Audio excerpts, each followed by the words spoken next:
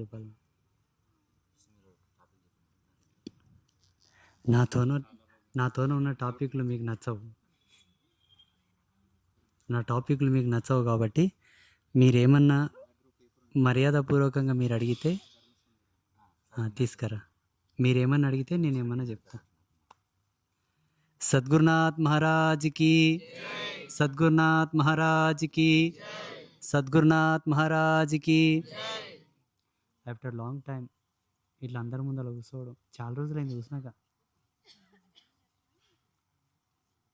ఊక ప్రోగ్రాంలో కోవడం, బయట ఆ స్టేజ్ల మీద నరవడం, వీడికి వచ్చి వాళ్ళకి యాసరు కొనడం, పడుకునడం, తెల్లగా అయితే ఇదే పని, ఇదే పంచాయతీలు. ఈరోజు మంచిగా అనిపిస్తుంది మళ్ళీ మీతోనే కూర్చోవడం. వీళ్ళతోనే కూర్చుంటే ఇంక అదే పంచాయతీలు. నా మొగుడు వాయ, నా బిడ్డ వాయ, నా ఎల్లుడు రాకపోయా, నాకు అప్పులు రాకపోయా, పైసలు రాకపోయా, నా కొడుకు పిల్లలు కాకపోయారు, నా కొడుకు పెళ్ళిళ్ళు, ఇలా పంచాయతీలు ఇలా. మీ అంతటోళ్ళతోనే కూర్చుంటే జర మంచిగా అనిపిస్తుంది. ఈరోజు బాగుండరు, ఎర్ర ఎర్రగా, తెల్ల తెల్లగా. ఇక ఏమన్నా అడిగితే మాట్లాడదాం. అడగండి. ప్రశ్న అడుగుతారా? ఇదా వినిపిస్తుందా? మాటలు వినిపిస్తున్నాయా? సీను కొంచెం సౌండ్ పెంచమ్మా. సీను ఎక్కడున్నావు? కొంచెం సౌండ్ పెంచమ్మా ఒక పాయింట్. ఏమంటాడు?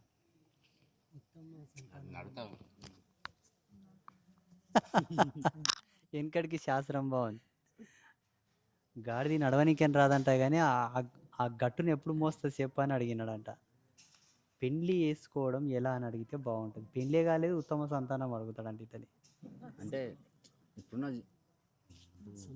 సమాజం అయితే నేను కాదు, ఇప్పుడున్న ప్రశ్నలో సందేహం లేకుండా ఎట్లా అడగంటే, గురూజీ నేను బ్రహ్మచారిని నౌ ఐఎమ్ బ్యాచులర్, కానీ నేను సమాజాన్ని ఉద్దేశించి ఒక ప్రశ్న అడగాలనుకుంటున్నా, అట్లా చెప్పి అడుగు కదా, బాగుంటుంది. కాదమ్మా పురుగులు వచ్చే కదా, ఎట్లా జెర్సేపు బంద్ చేయి, అది ఫోకస్ బంద్ చేయి, నువ్వు బంద్ చేసి చూడు.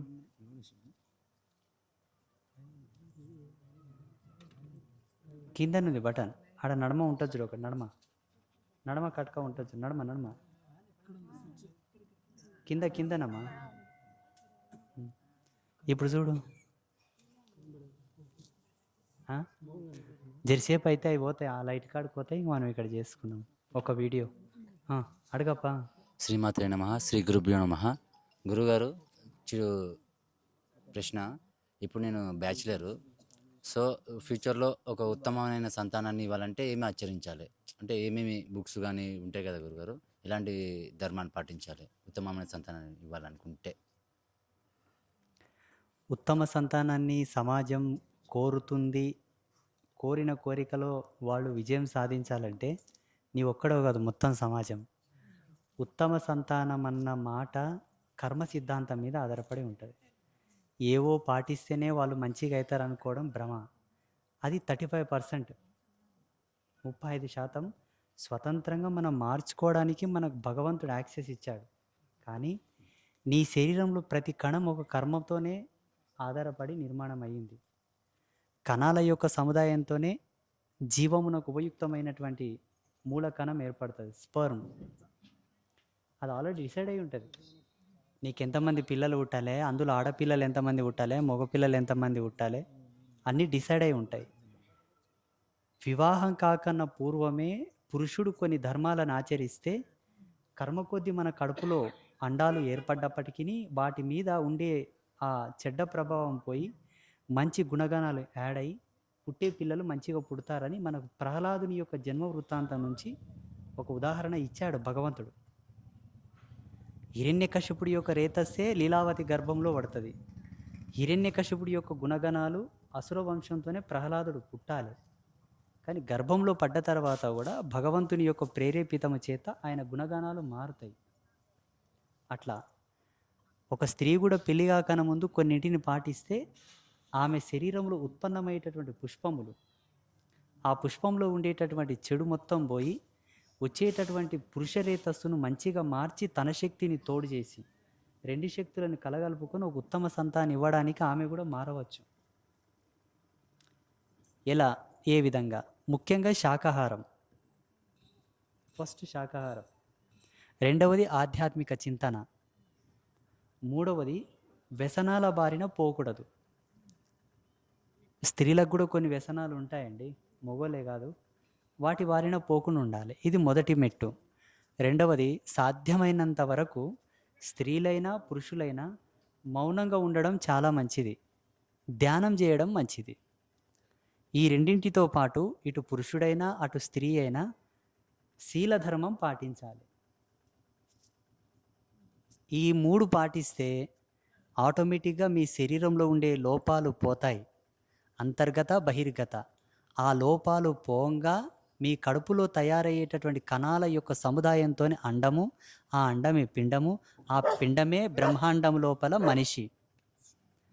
మీరు, నేను, ఇతని ప్రశ్న అడిగిన అతని, సమాధానం చెప్పే అతని, వినే మీరందరూ కూడా ఇవి పాటిస్తే సమాజం ఎప్పుడో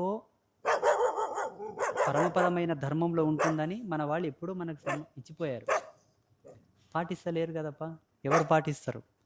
వారానికి 7 రోజులు, 2 రోజులు తప్పిస్తే 5 రోజులు తప్పకుండా చికెన్ మటన్ ఉండాలంటది మన కుటుంబాలు.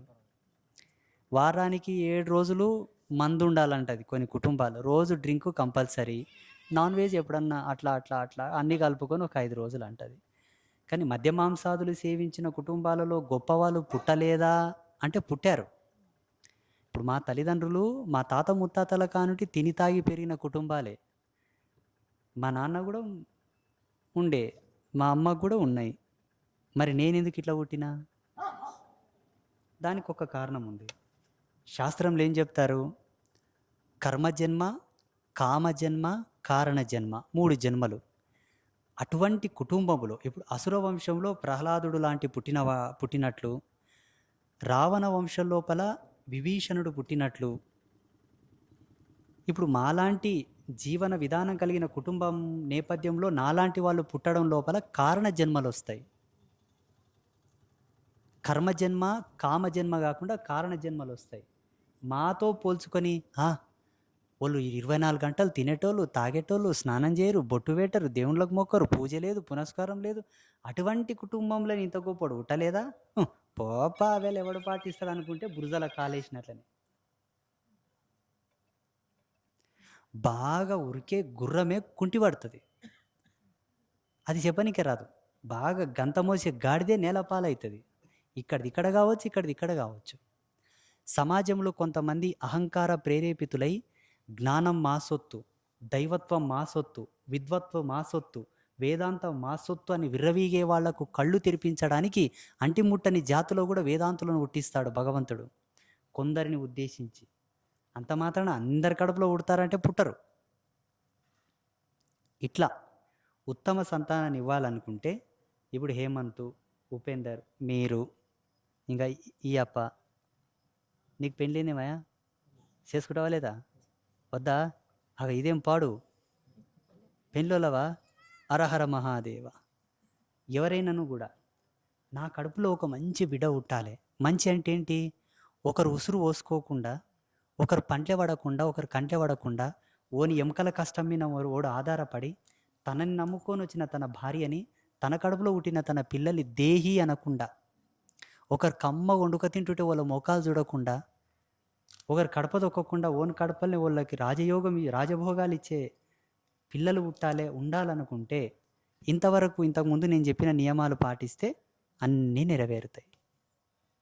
ఇగో మాంసం తింటే ఎంత తిన్నా దానికి రుణం ఏర్పడుతుంది, ఆ రుణం చెల్లించుకోక తప్పదు. ఇక మందు దాతే ఆత్మకు రుణం, కూర తింటే శరీరానికి రుణం. శరీర రుణం పోతుందేమో కానీ ఆత్మ రుణం పోదు.